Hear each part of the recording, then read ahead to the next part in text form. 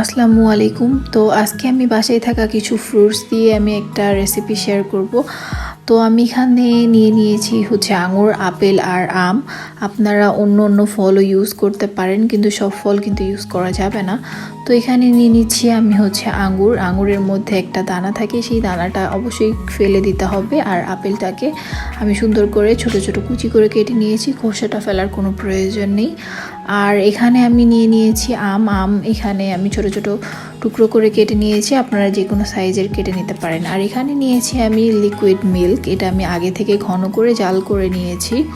আর এখানে দিয়ে দিচ্ছি কাস্টার্ড পাউডার, এখানে আমি 2 টেবিল স্পুনের মতো ভরে ভরে কাস্টার্ড পাউডার ইউজ করেছি। আপনারা এটা চাইলে যে কোনো ব্র্যান্ডের নিতে পারেন, অবশ্যই একটা ভালো ব্র্যান্ডের নিতে হবে। আর আমি এখানে দিয়ে দিচ্ছি কনডেন্স মিল্ক, অবশ্যই কনডেন্স মিল্কটা দেওয়ার ট্রাই করবেন, এটাতে খাবারটা আরও বেশি রিচ হয়। চাইলে আপনারা এখানে চিনিও ইউজ করতে পারবেন, এটা কোনো সমস্যা নেই।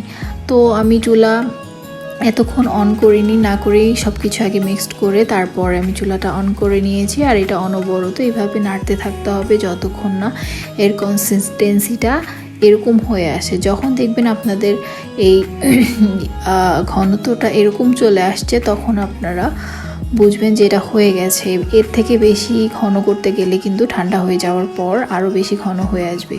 তো এই পর্যায়ে চুলার ফ্লেমটা অফ করে দিতে হবে। আর এভাবে আপনি নাড়িয়ে নাড়িয়ে এটাকে ঠান্ডা করে নিতে পারেন, অথবা এক সাইডে রেখেও এটাকে ঠান্ডা করে নিতে পারেন।